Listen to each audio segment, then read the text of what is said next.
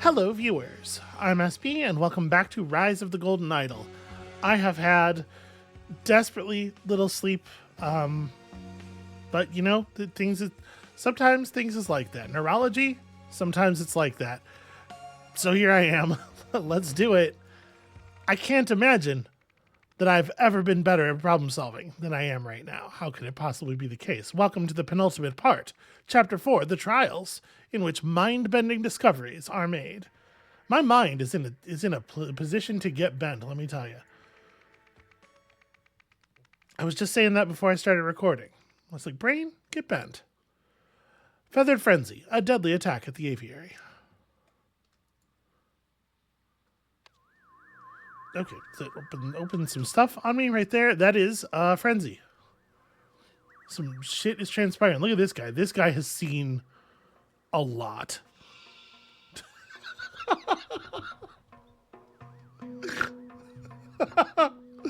I'm sorry. Perhaps that's indicative of the place of the way this is going to go. I just fucking, for it to just say a bird. It's very funny to me in this situation. Yeah, no, you're right. That's a bird. This one also, a bird. You're not going to believe it. Oh, that one speaks. Not a bird, turns out. So this one says, I didn't know. And this one says, I'm sorry. And we're assuming that they're repeating things they've heard other people say, right? Other people. They've heard humans say. Birds are people too, all right? Declan, what did you do? And she's got some mysterious white powder and the key to the aviary. Though, you know, you'd reckon this is Declan here, though, although I suppose Declan could be one of the birds. This man is not breathing, and his neck is bleeding. And also kind of, it seems like a lot of his whole kind of upper carriage area is bleeding. Pretty bad shape. He's got some yellow... I can't tell. This is not powder. This is texture. This is like plant stems or something. I don't know. He's got something on him that he was intending to smoke, and he will never be so lucky at this point. A heron, bright plumage, feeds on live prey, has teeth. Grouse, bird is endangered. Predator status, hides its eggs in the field below this text, I guess. Perfectly invisible. All right, what do we got here? The Redbreasted. Okay. This is the problem. Is we're getting. This thing was torn in half. The pieces of paper have been separated from each other. Okay, well, that's pretty not ideal then. I'm actually not even going to bother reading these. I'm just going to click on these, collect all the words, and we're gonna try to assemble them later. I'm not going to try to work this out right this second. I'm still gathering my initial situation here. Okay, so there's something on his shoes. Hard to say what at this point. I mean, I know what it looks like, but I doubt that's what it is. Okay, yeah, this makes more sense. It's interesting that it says that discovered a bird. Okay, and you're a bird, and you have a bracelet with symbols from the idol. Well, this one's a symbol from the idol anyway. That's interesting. Probably Declan's. Shockingly, this one's also a bird. What do we have going on here? We have another person. Why? He promised to take care of you. Poor little bird. Poor little guy. This is just a bag of human hair. We all know what kind of hair. Overexposure to heat from the incubator could prove fatal. Always remember to check on eggs after putting them inside. The incubator's on, the bulb is hot to the touch. So somebody basically cooked a baby bird. And worth noting, it is like 12:40. Maybe more like 12:38. All right, what do we got over here? Oh, so much more. There's so much stuff going on here. All right, so we got a bunch of different bags of bird seed, and the bird seeds are labeled with the birds that they go to. That does ease things a little bit. Palmer, Astor, and Moore are the names. So one of them is new and being trained. One of them is doing the training. To the one who stole my heart. Huh. Okay. Daily notes. Declan's lunch break is from noon to 1:15. New employee starts safety and handling training 3 p.m. Thanks again for running the incubation station for me, Declan. See you after your lunch. Okay, this is all of the last of our words and spots and stuff here. So we have Marcy, Crystal, and Declan are the 3 names here. And I mean, we know which one's Declan. This is the one who's missing a bunch of his face, his whole sort of upper head region. I guess it's an upper region. It's the lower region of the head. The head itself is quite upper. Okay, so we need to discover the things that piss off the birds. Drove them all into a murderous frenzy. Is it murder when it's done by a bird? We usually use the word murder for human-to-human crimes, I suppose. Is it crimes when it's done by a bird? Human-to-human violence is maybe a better way to put that. Okay, so... Alright, she is Moore. Her last name is Moore.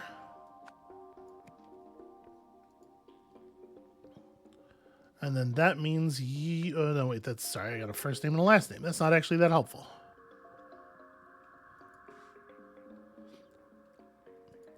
Boy, they're very careful here to like write around who's the new employee. Did Declan have anything on him that was like, so Declan has the keys to the incubator and the keys to the aviary. You just have keys to the aviary. He promised to take care of you. So I don't know, to a certain extent that kind of makes it seem like maybe you're the new one since you don't have keys to the incubator, like less responsibility, less access. But also there's a part of me that says, hey, the guy who managed to make all of the birds so angry that they killed him, maybe he's the new employee.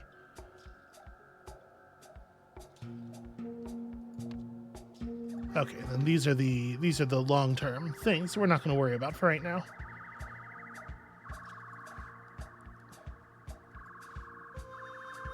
So we think we know what happened here. I don't think there's necessarily a tremendous amount of clues inside, except again for the time, which is obviously going to be relevant somehow. So we're during Declan's lunch break here, right? Sort of like almost dead center of Declan's lunch break.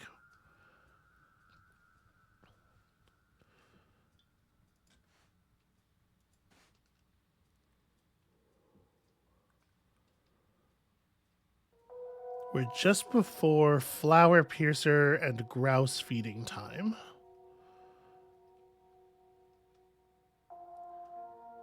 So Declan told Marcy he would take care of the hatchling. She's Marcy. And then that means that we know that you are Crystal. I think that's pretty solid. Appointment at 12:30, August 30th. This feels like Declan. I'm not gonna jump to feels like, but yeah, I think Declan is the new employee because it's his bracelet, right? With the bracelet being here, that's the only thing that makes sense.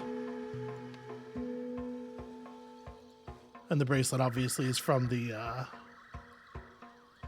thing. Plus, she's the one who's broken up over the hatchlings, and her locker has the hatchling stuff in it. So, yeah, I think then we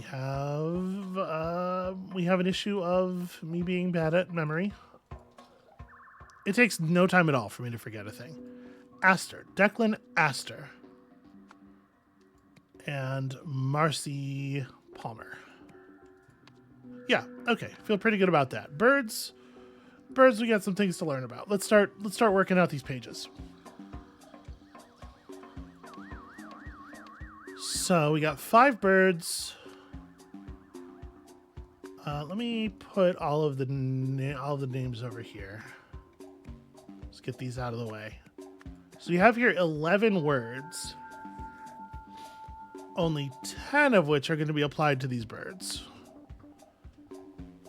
Is one of them obviously not a bird word? The word morag. Hold on, the word morag was on... Yeah, that's the name of the aviary. Okay, so these are our 10 bird words. Is that relevant? I don't know. Maybe. We'll see. Okay, so I guess I can close this for now. Heron's got bright plumage, feeds on live prey, has teeth. I mean, that's a toothsome bird right there. The grouse hides its eggs in bushes. Right, and so that connects these 2 pages. I do wish that was a little easier to do. Like, I wish there was an evidence screen where we were connecting the pages. I feel like they would have done that in the first game. But so that means we're looking at... And it really sucks that I can't have them both up at the same time. So it's the masked grouse.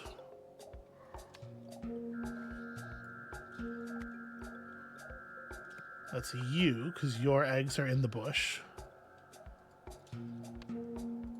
Right, I'm assuming that's what it was telling us when it was like, this bird discovered. And then you're probably the red-breasted heron. I mean, yeah, that makes sense. The heron is known for its bright plumage and extremely aggressive nature. Or its aggressive nature. Has extremely sharp teeth. Yeah, absolutely fits, right? Red-breasted heron. Okay, that helps a ton. It's a lot of narrowing already. So then, let's see, these two. Do these two go together because they have the same sort of symbols at the bottom?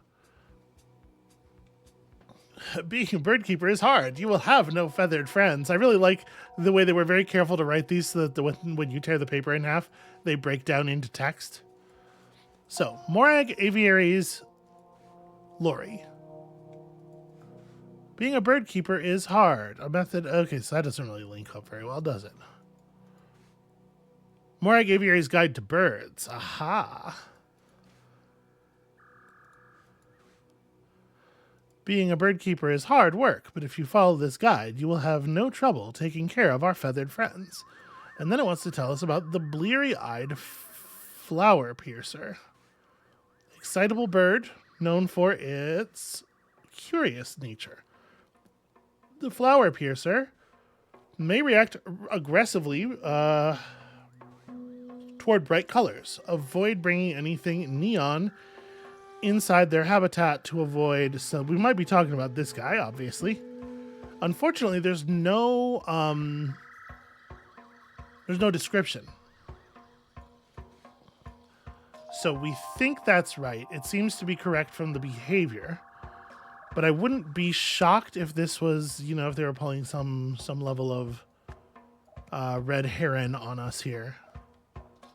I'm going to put this down because it seems right, and we'll see. We'll see if we got to rearrange it. Okay, so the other 2 pages...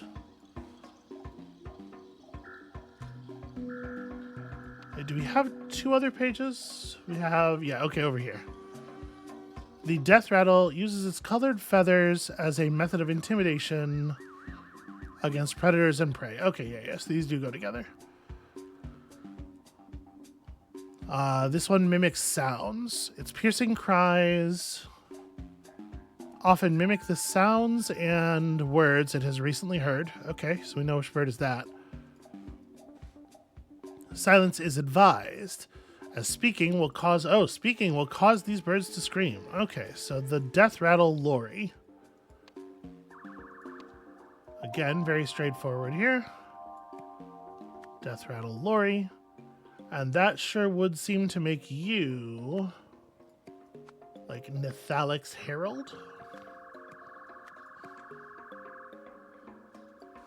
Let's see what it has to say about that. Terrifying creatures were discovered in the jungle where they scavenge for bones. Silence is required as loud noises will set off these creatures, provoking attack and triggering their self-defense mechanism. Okay, again, no description, but we have enough descriptions from elsewhere that we know that this is right. Process of elimination. Okay, so triggers. Well, I suspect Nithalic's Herald was triggered by this, right? This guy was triggered by the bright noises. You didn't like so much that your eggs were stomped on, but also it kind of doesn't appear... Like, I don't know that you even appear agitated to me, frankly. And then you were set off by people talking. People talking causes you to scream. You screaming sets off these guys. And then we're in hell. Then we have reached hell. So we still don't really have a great grasp of the whole narrative of the thing. But we can start working this out, for sure. All right. At the aviary, someone, something, when she, something, that is something, had something in the incubation station. Well, unfortunately, she cried. This is, I've already forgotten her name, Marcy Palmer. When she discovered, that'll do it, that a hatchling had... Is overheated the best word here? Is there a word for died? No, we want overheated. Okay. Meanwhile, Declan, Mr. Declan Astor, entered the aviary, where his stupid neon bracelet was... So it was something by, I guess stolen by is what we want here. The fact that the bracelet was stolen is not, I think, the most relevant thing about what's going on here, but all right, fine. It was stolen by a bleary-eyed flower piercer. Never seen blearier eyes in my life.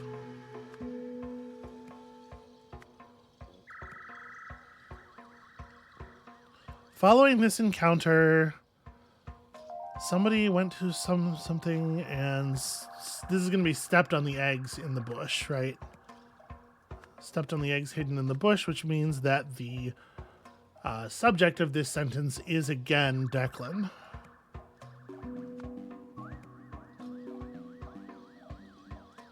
He went to feed one of the birds. We'll have to figure out which bird is that one. But that's the only present tense now, or present tense verb that we have. So I guess it does say in retaliation, like this is the bird that makes the move. What does the masked grouse do again?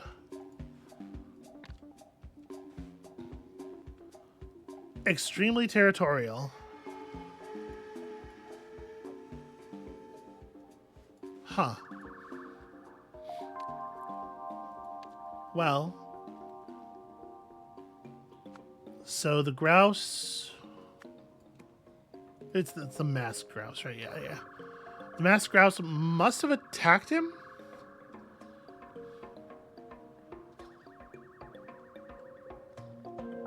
Because it's the word retaliation would make it. It'd have to be the grouse.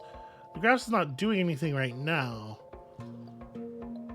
But it attacks him and he says, I'm sorry I didn't know, maybe? He reflexively apologizes to a bird.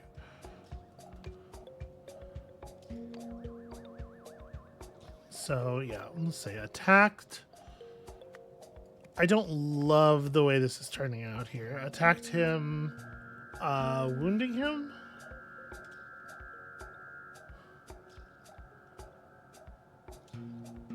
I guess maybe it killed him? Does it have blood on its beak? It doesn't. Like, none of these birds are obviously the killer in terms of, like, you know, forensic evidence.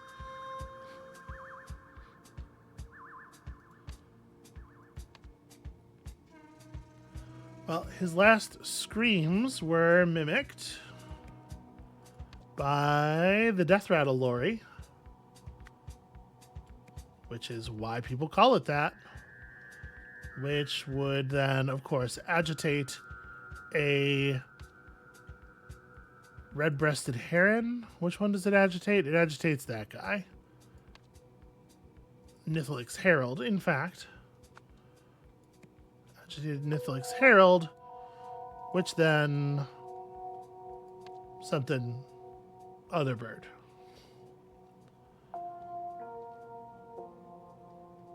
Which then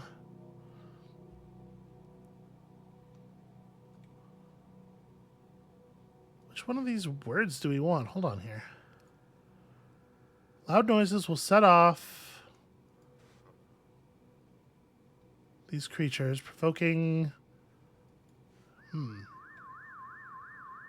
So it's interesting that this version of the story has the masked grouse attacking him, and that doesn't really make a lot of sense. Seems to be quite a small, weak bird. But, you know, you can get surprised, I suppose. So that agitated Nithlix Herald, which attacked... Okay. Those birds are currently attacking your friend and mine, Crystal Moore. Okay, so real quick, which bird was he going to feed? He's got the yellow bird food, which would be for the grouse. How unfortunate. He was in fact going to feed the masked grouse, and everything went horribly awry. I gotta say, that's a pretty straightforward one.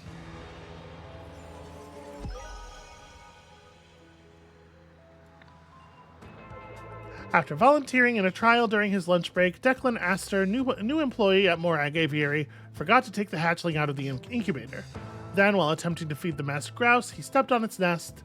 The grouse killed Declan, indirectly agitating all the other birds. Yeah. It's weird that there was no visible blood on the grouse itself, especially if it wounded him in the neck, right? I don't know. There's just a lot of, like, high-pressure arteries and stuff. I don't know. It's weird. Doesn't really matter. Research engineer. Subject 37 did not arrive for his follow-up appointment. Another scumbag took the money and ran. That's possible. Either way, we'll need to throw out his research data. But what do we do with the data disk? And so the implication obviously here is that subject 37 is Declan. We're not making any moves just yet. Love to see that grouse is coming back, though. Backstage Drama. Pandemonium at the Stardust Variety Hour.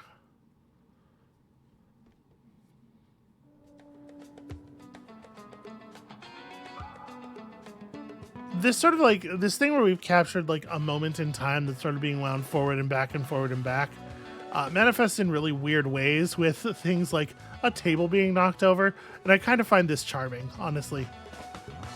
Okay, so the trumpet. Over here, we got some juggling balls, a little cage, an empty cage. Prop table, do not touch. This table belongs to the props department. The burpist. I would have won if they hadn't put me as the first stinking act. All that work wasted. I thought he was a burpist. Okay, so this is not the burpist. I mean, this guy's a ventriloquist, obviously. Or, I don't know, something. This feels to me like it's in poor taste. We haven't seen the act, but I have a feeling. All right, not supposed to bring any weapons on set. There has been a sudden outpouring of complaints about our allowing previous winners to compete in the Stardust Variety Hour. We assure you that SVH is a fair contest with no possibility of skullduggery. Continuing to harp on this will result in you being released from the show. Your host, Dante Longo. What a name for a host. Also, this is a real, my no possibility of skullduggery notice is raising a lot of questions that would be answered by reading my notice. This is what a suspicious thing to have to say. La femme ennuyeuse? I'm not familiar with this word. Okay, but we have here a scratched up record. Looking pretty rough. Lilybell, sweetie, you showed up one act too late. I'll kill Vilmar for this. Should have broken his bones as well as his heart. And you have some orange soda. Is Lilybell the rabbit? Maybe. What's up with the cameraman? Jamie would have stolen the show if he could have used knives. This is more good stuff for the blooper reel, though. Ah, maybe Jamie's juggling act was screwed up by the no weapons policy. Okay, general notes. The ventriloquist and the magician each surprised me, but not in the way I expected. Funny clips for the reel. Lily was a no-show till the juggler's act. Record malfunction, sticky valves, and of course, the ballerina freakout. Arthav won fair and square. You don't like something, talk to Mitchell, the producer. Order of contestants. Here we go. So the full set of names. Cameron Flake, Nola Rockhow, Jamie Albright, Regina Littlemore, Vilmar Bellboy Prado, and Atharv Reddy.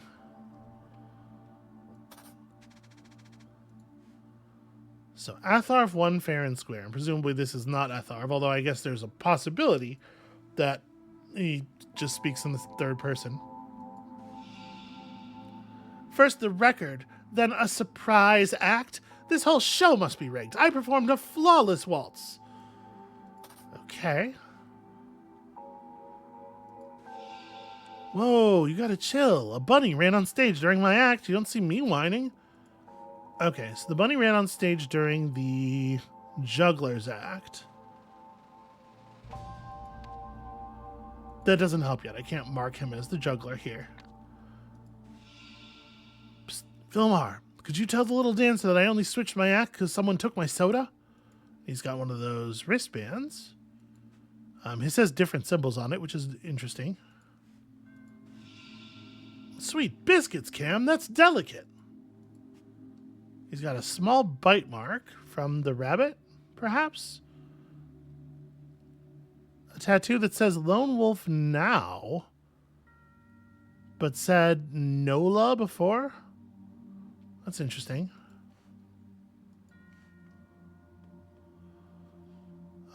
Here we go. I was going to say, we don't quite have all of our words yet.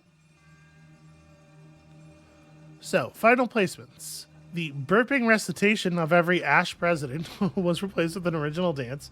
Honestly, probably not an act that was gonna totally slay. I mean, I guess you see it here overwritten, but geez. Meet Mr. Vlad, Implausible Forces, The Pauper's Waltz from La Femme News, Howlin' Wolf Blues, and The Remarkable Lily Bell. Yeah, imagine the act. The Remarkable Lily Bell act goes pretty well when Lily Bell doesn't show up during the act. And then we're missing two spots, and one of them has one of our words. Oh, here we go. Here's a camera. M. Bergen's production team. That's going to be a Mitchell Bergen, I guess.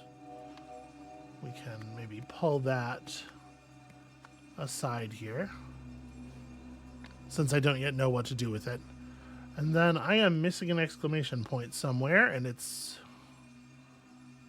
doesn't have any words associated with it. We could probably solve this now, but... Oh, I didn't look at the second note. Duh. I can't help but notice we're competing against a previous champion. We already know the judges like her act, and she'll be a shoo-in for the grand prize, unless something goes wrong. Shouldn't the rest of us get a fair shot? Okay, alright. So, are you one of the previous winners? You're one of the previous winners.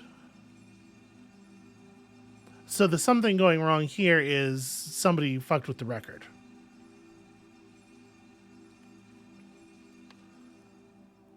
All right, so we have rankings, which will be, useful once we have the names figured out.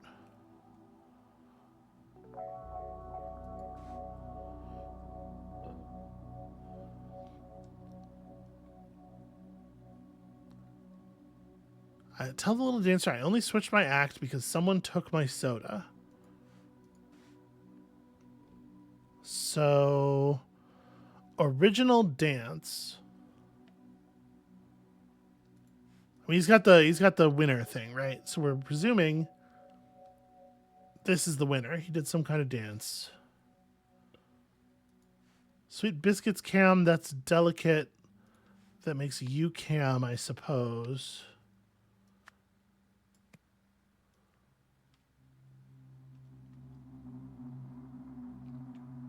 He presumably he's talking about the trumpet specifically. All right. What else are we assembling here? The juggler went right after Lily.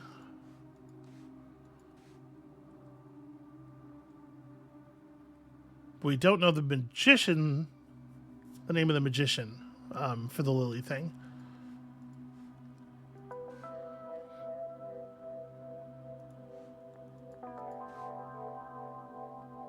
It sure looks like he's talking to that guy. That's probably our Vilmar.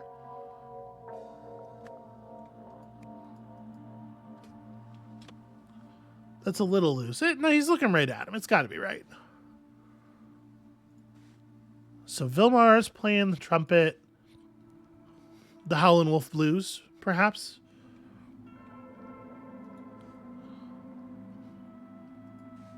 So that would mean he went on after Regina.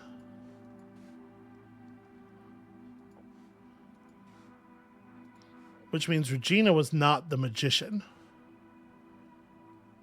That means you're probably Regina. Because there's only a couple of, well, Jamie's a little ambiguous. I guess Cameron's not ambiguous because we already know who Cameron is.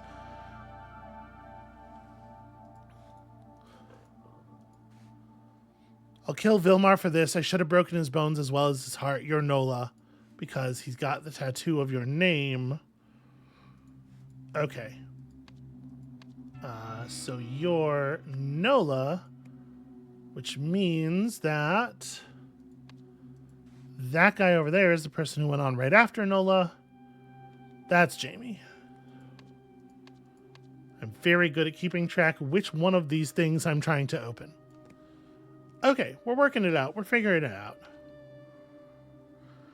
So we got a Cameron. It might be a good idea to sort these names a little bit into, like, first and last. I guess they're pretty obvious. But as far as the performers go, we got a Cameron, then a Nola, then it's Jamie's turn, then Regina, then Vilmar, and then Atharv. I'm going to just bump these over for a second here. So, Lily is the name of the rabbit. Let's just pull all of the parts of their names out. Because I can fill some of this stuff in here too as well. You're Nola Rockow. You're Cameron Flake. You're Vilmar Prado. Regina Littlemore. Jamie Albright. And Atharv Reddy. And then we know Mitchell Bergen is the name of the producer. Lily is the name of the rabbit. And we have Belle, Dante, and Longo here unassigned. One of them is probably the cameraman. So let's see here. Jamie's name is Albright. Of the contestants, you're probably Regina Littlemore then.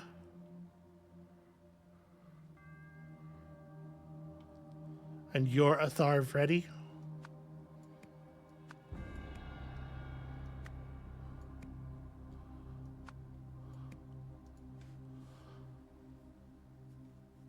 This guy's saying Atharv won fair and square, and Atharv's got the... Yeah, so that makes sense. You don't like something? Talk to Mitchell. You're the producer. Talk to Mitchell, the producer. You're not Mitchell. Jamie would have stolen the show if he could have used knives. Right, okay. Generally, the producer does not do the camera work himself. Right? But as far as remaining names go, we have a Mitchell Bergen. We have a... Dante Longo is the name of the host. That's this guy, right? He's certainly dressed for it. And he's got the order of the contestants. Like, he's got stuff he would need. It's interesting that Cameron's trying to conspire with the host. I had taken this as a thing written to another contestant, you know?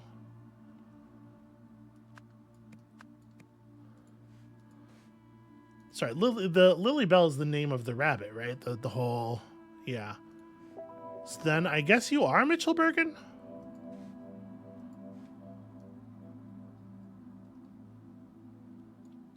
You're certainly not any of these people, and you're certainly not Dante Longo, so I guess you're Mitchell Bergen? Small production. Yeah. The thing is, like, producer and executive producer are terms that are... Or they're things that are...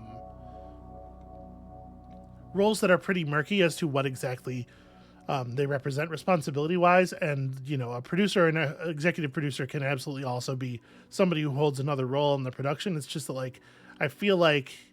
I guess, you know, maybe I made an assumption here.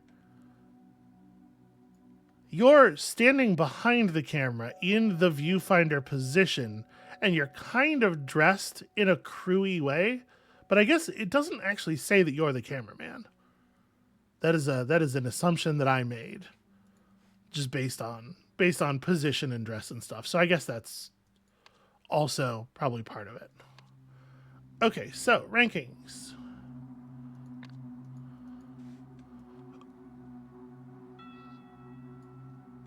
We're supposed to use the gray words here. Okay, so the ballerina was 4th. The burpist went first, couldn't get his soda, so he couldn't do his burps. So he had to do an original dance instead, and for some reason, that was good enough to win. Implausible Forces sounds like a juggling act. The Howlin' Wolf Blues is the...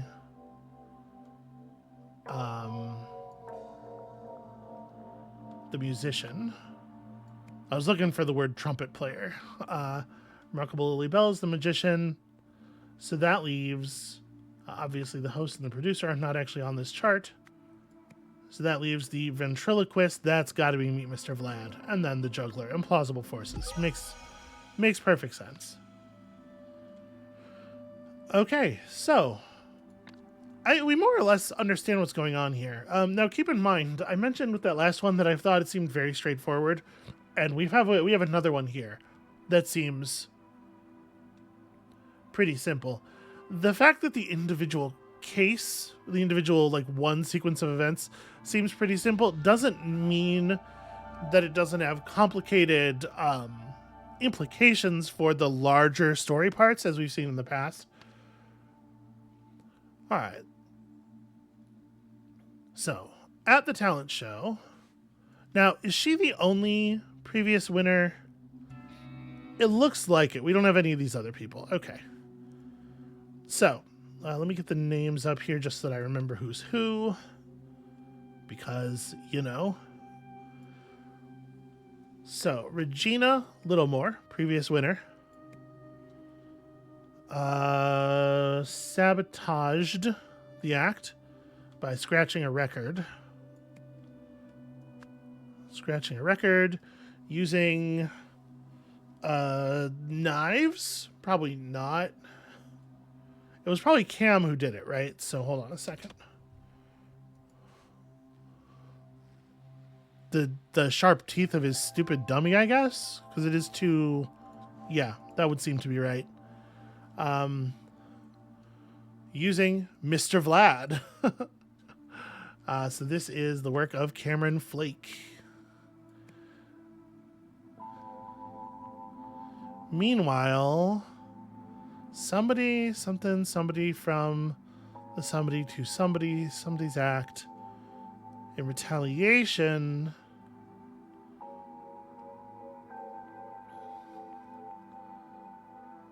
So this could be, because there's a name in the middle of it, this could be somebody like stole Lilybell from the magician to sabotage the juggler's act, or to sabotage the magician's act, rather. I mean, both, really, right? And then in retaliation, after the broadcast, gosh, there being like no words in these sentences does make it a little bit harder to even grammar through what could possibly be there. All right, the trumpet seems fine.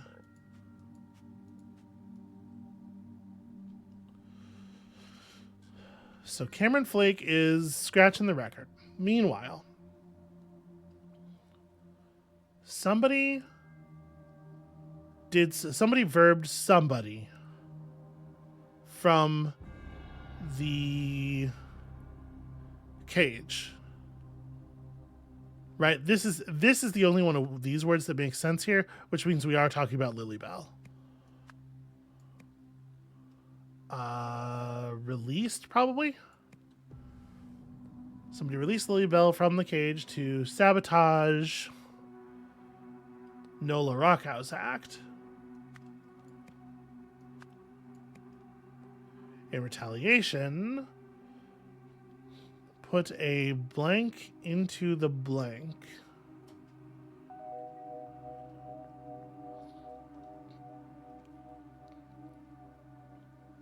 Looking at our words of that color here,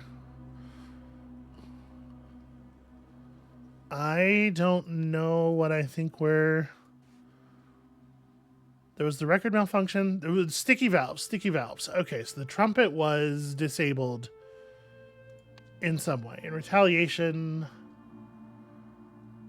blanked a soda into... Poured a soda into the trumpet. I don't know if sticky valves would be like the worst thing that would happen, but yeah, you do have the soda, right? That makes sense. And Nola does think that it's Vilmar who did it, right? I'll kill Vilmar for this. Yeah, so that makes sense.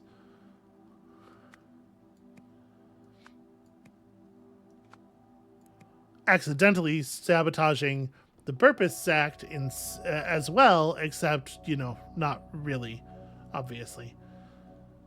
So do we think it was Vilmar who did that? Does it seem to have been Vilmar? I mean, obviously there is some acrimony between them.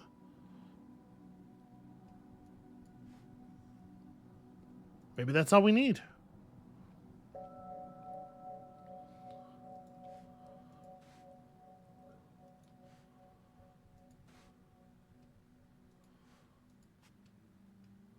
Yeah, the cage. We have no detail on the cage. We know the Cam was worried about you. I do feel like that's kind of guesswork based on the fact that she's saying, I'll kill Vilmar for this. Like, unless she saw it happening and we don't know that she did. I'm going to put Vilmar down here, but that feels thin. If they told us that she for sure saw it happen and that's why she was saying that, obviously that would be like pretty bulletproof, but that's just not a piece of information that we have, and it may not be true.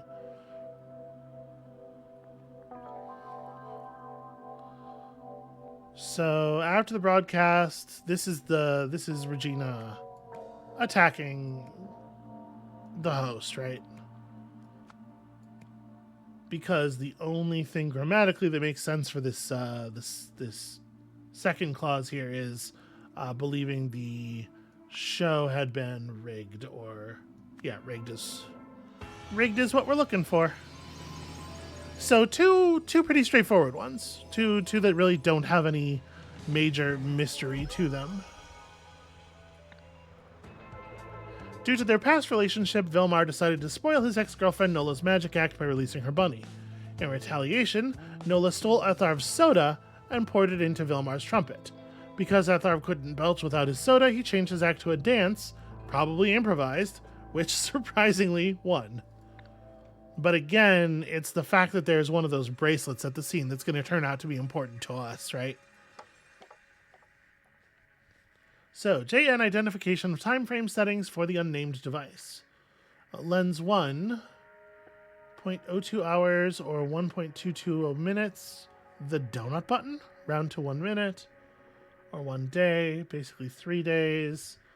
Just say 1 month. No need to get so specific, Jack.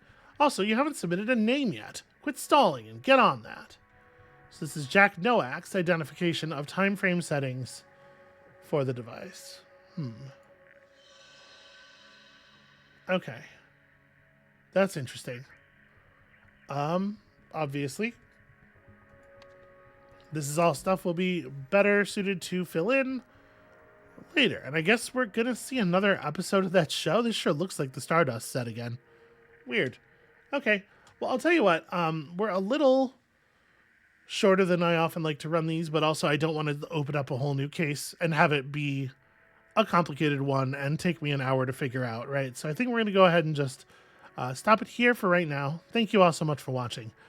When you come back next time, we will continue on through the trials, and hopefully it will start to become clear what exactly the critical connecting thread between all these events is. Something else sinister is going on with this already sinister foundation. And we'll find out what. And we'll see you then.